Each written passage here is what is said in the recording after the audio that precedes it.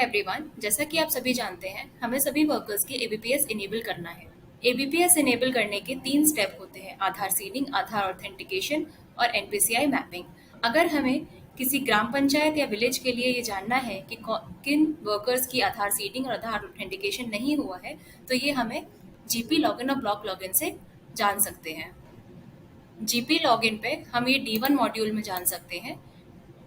D1 module में list of workers for हुम आधार और डेमोग्राफिक ऑथेंटिकेशन फील्ड पे हम जाते हैं। जैसा कि मैंने आपको बताया था कि ये काम हम ब्लॉक लॉगिन पे भी कर सकते हैं, तो ब्लॉक लॉगिन पे हम D36 में जाते हैं। D36 में सेम मॉड्यूल में हमें मिलता है लिस्ट ऑफ वर्कर्स फॉर हुम आधार डेमोग्राफिक ऑथेंटिकेशन फील्ड और उस पर क्लिक कर देते हैं। अगर हमें उन वर्कर्स की लिस्ट चाहिए जिनका आधार भी अभी तक एंटर भी नहीं हुआ है, सीडेड भी नहीं हुआ है, तो हम इस पर टिक कर देते हैं और अपना ब्लॉक और विलेज सेलेक्ट कर लेते हैं।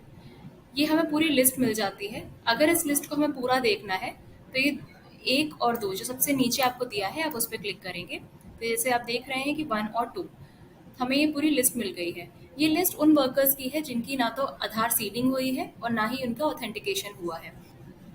वर्कर की आधार सीडिंग और आधार ऑथेंटिकेशन हम कैसे कर सकते हैं, उसके लिए एक वीडियो मैंने बनाई है जिसका लिंक आपको डिस्क्रिप्शन में दे दिया जाएगा।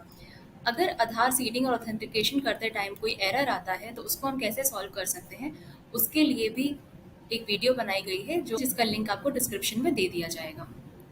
अब आते हैं हम नेक्स्ट स्टेप पे, जो है हमारा एनपीसीआई मैपिंग। अगर हमें ये जानना है कि ऐसे कौन से वर्कर्स हैं जिनका भी एनपीसीआई मैपिंग नहीं हुआ है, तो ये हम कहाँ पे जान सकते हैं?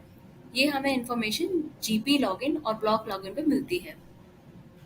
जीपी लॉगिन पे ये हमें D1 में मिलती है। D1 में हम जाते हैं NPCI mapper checker field cases report. जैसा कि मैंने बताया था कि ये हमें पीओ लॉगिन पे भी मिलती है, तो पीओ लॉगिन में हमें ये मिलती है D36 में। D36 में हम जाते हैं NPCI mapper checker field cases report. यहाँ पे एक्टिव वर्कर्स ऑलरेडी मार्क है। पंचायत सेलेक्ट करते हैं, अपना विलेज सेलेक्ट करते हैं, ऑल विलेजेस भी कर सकते हैं और फिर हमें ये लिस्ट मिल जाती है।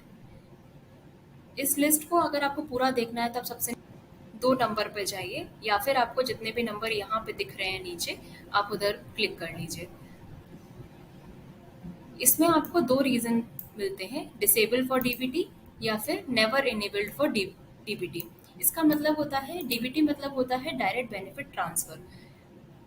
इसका मतलब होता है कि आधार को डिसेबल कर दिया गया है एनपीसीआई के लिए, या फिर आधार को डिसेबल कर दिया है डीबीटी के लिए। तो इसमें बेनिफिशियरी को 2 काम करने होते हैं। पहला, उनको अपने बैंक में जाना होता है और बैंक ऑफिशियल को बोलना होता है कि उनका जो एक्टिव खाता है उसको आधार से लिंक कर दें, और दूसरा, उनके खाते को डीबीटी या फिर एनपीसीआई या फिर एबीपीएस इनेबल कर दें। इसके लिए कई बार बैंक वर्कर से एक कंसेंट फॉर्म भी भरवाती है, जो कई बार भरना भी पड़ता है।